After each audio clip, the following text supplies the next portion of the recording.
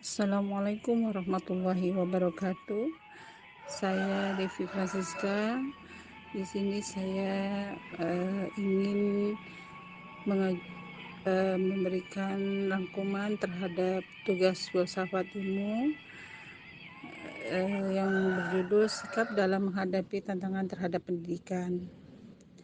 Dalam memberikan jawaban terhadap tantangan tersebut di atas, maka alternatif-alternatif di bawah ini perlu dipertimbangkan untung ruginya bagi lembaga pendidikan sebagai berikut. Karena pendidikan sepanjang hidup kita ialah yang pertama, mempunyai sikap tak acuh terhadap tantangan perubahan sosial. Sikap ini adalah yang paling mudah dilakukan karena tidak memerlukan konsep pemecahan permasalahan yang dihadapi, cukup hanya mengamati dan membiarkan segala apa yang terjadi. Namun demikian, sikap ini juga mempunyai landasan pendidikan, yaitu bahwa suatu perubahan sosial yang mengakibatkan berbagai macam tantangan itu pada hakikatnya merupakan sunnah Allah yang senantiasa berjalan di dalam semua masyarakat.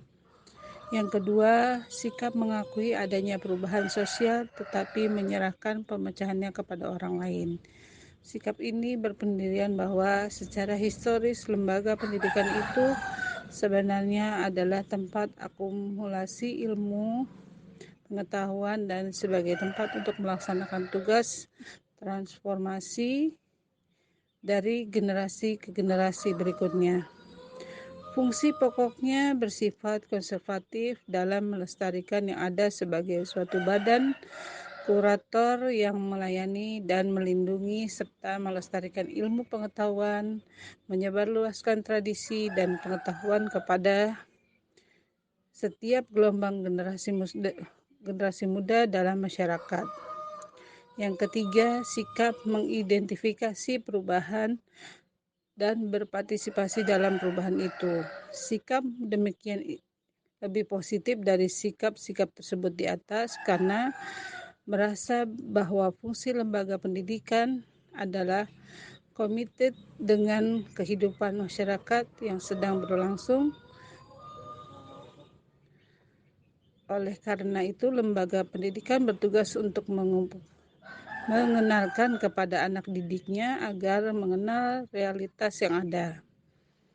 Yang keempat, sikap yang lebih aktif yaitu melibatkan diri dalam perubahan sosial dan menjadikan dirinya sebagai pusat perubahan sosial.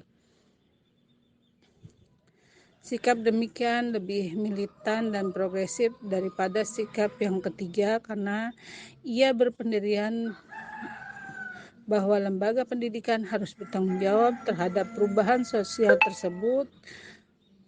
Suatu perubahan adalah suatu kenyataan yang tidak perlu dipersoalkan lagi, sedang lembaga pendidikan adalah bagian dari masyarakat karena ia harus terlibat dalam perubahan masyarakat.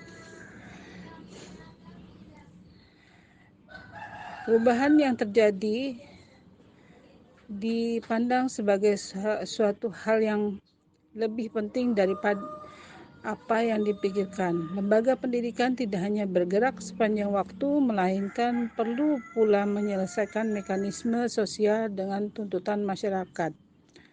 Bahkan lebih dari itu, kita hidup dalam babak sejarah di mana perubahan sosial yang dilakukan secara hati-hati sungguh-sungguh merupakan harga minimum untuk survive atau mempertahankan hidup. Dalam pemikiran filsafat, penerapan akal rasio manusia menurut Islam bahkan teratasi seperti yang berlaku di kalangan pemikir-pemikir bebas di barat atau timur, melainkan sampai batas-batas atau dimensi dalam dua arah.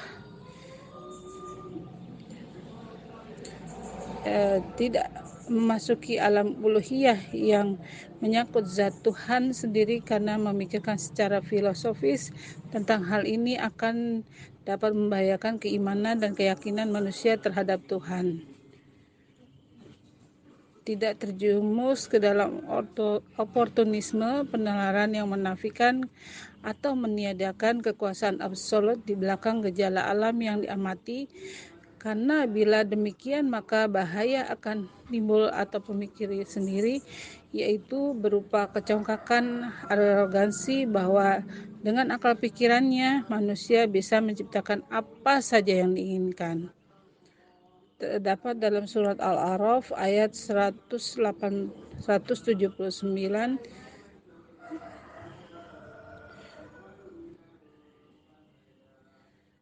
Dan sesungguhnya kami jadikan untuk isi neraka jahanam kebanyakan dari jin dan manusia. Mereka mempunyai hati tetapi tidak dipergunakan untuk memahami ayat-ayat Allah, dan mereka mempunyai mata tidak dipergunakan untuk melihat tanda-tanda kekuasaan Allah, dan mereka mempunyai telinga tidak dipergunakan untuk mendengar. Mereka itu sebagai binatang ternak, bahkan mereka lebih sesat lagi. Mereka itulah orang-orang yang lalai.